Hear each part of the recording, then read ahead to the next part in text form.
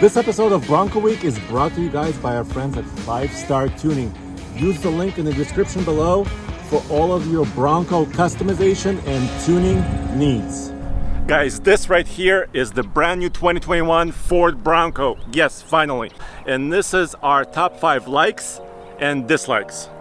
This is the next episode in TFL's Bronco Week back-to-back coverage of the new 2021 Ford Bronco. And my number 5 like is the overall design, but specifically this detail right here. These are the tie-down points for longer items on the roof, and they're very useful. But the best part is when you're looking out over the hood, they just look like gun sights. I mean, it's a really cool effect. Number 4 on the list of likes is the topless and doorless open air experience for off-roading on this new Bronco. And the soft top is very easy to operate. There's 2 latches right here in the front, and then you go like this. Look at that. There's no center pillar. It just looks like you have infinite sky. And let me show you the doors. And the doors have frameless windows because when you roll down the glass, the door becomes about half size, and then you can use your Bronco toolkit. Check it out with all the needed tools. Take off the door and look at this. It provides instructions for you right here. Lift here, and then you can put them in the bag and store them in the back.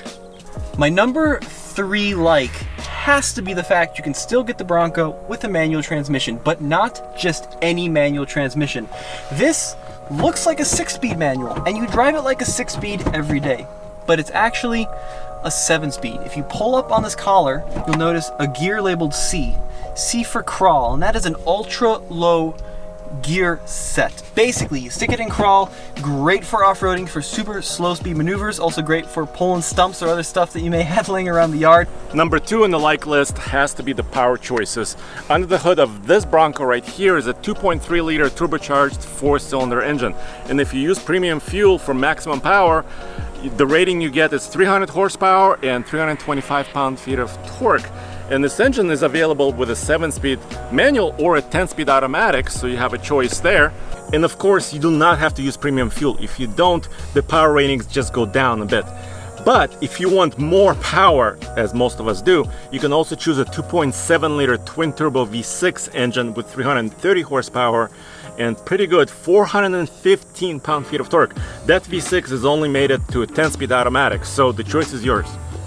And number 1, you have to say they did go all out with the capability on this Bronco, especially if you get to Badlands. You have a rear locking diff, a front locking diff, a sway bar disconnect, bunch of different go to off-road terrain modes, 4-wheel drive low. I mean, they were very clearly targeting the Wrangler Rubicon with this model.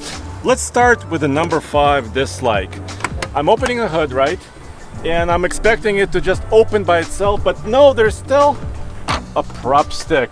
And for 55,000 bucks, you know, I was expecting some struts. Number 4, I have to say my initial impressions are the sound system isn't very good in the new Bronco. This one has a premium B&O sound system, but I think here's the issue.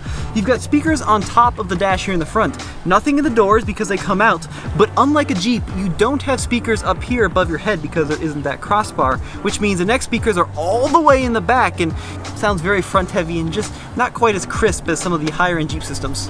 Number 3 on the dislike list is actually the access to the rear cargo area. This swing gate is okay.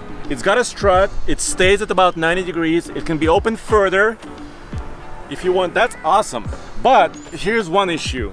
The soft top goes up like this. And then there's these 2 latches. This lifts up the whole rear end, and then there's a little rod that comes down to keep it in position. I don't know if I like it all that much, to be honest with you. It's a little awkward, especially if you're trying to carry, you know, groceries or something, to undo both latches at the same time and then push it up, but that's how it works on the soft top. If you get a hard top, by the way, you have a nice flip open rear glass. Number 2, the back seat, it's kind of hit and miss. So this is Andre's driving position at 6'2" or 8 feet or whatever he is. And I do have a pretty decent knee room, like that's good. And with the top folded, I've got pretty good headroom too. But my issue is it's a very vertical back seat. You can recline it just a little bit, but oh, I don't know. It's It's a little too upright for longer trips. Number one on my dislike list is actually the payload capability. I know Ford worked really hard to offer class-leading payload capability, but on this Badlands, with most options right here, the payload is 1,070 pounds, which is kind of similar to where a Jeep would be, but I was just hoping for a little bit more because with 5 people and some gear, you want a little bit more capacity. And let me show you the towing. The Bronco does come with a 2-inch hitch receiver and also with a 4-pin and a 7-pin connections for your trailer, which is incredibly good. No trailer brake controller though, but maximum tow rating is 3,500 pounds. Yes, it does match the tow rating on a 4-door Jeep Wrangler, but this is a frame-based SUV. I was hoping for like 5,000 pounds of towing. So there you have it, our first top 5 likes and dislikes after spending 1 hour in the new 2021 Ford Bronco. Be sure to stay tuned right here to TFL Car for more Bronco Week coverage, and then stay tuned to TFL Off-Road because next week we're taking this baby into the dirt. Thank you so much for watching.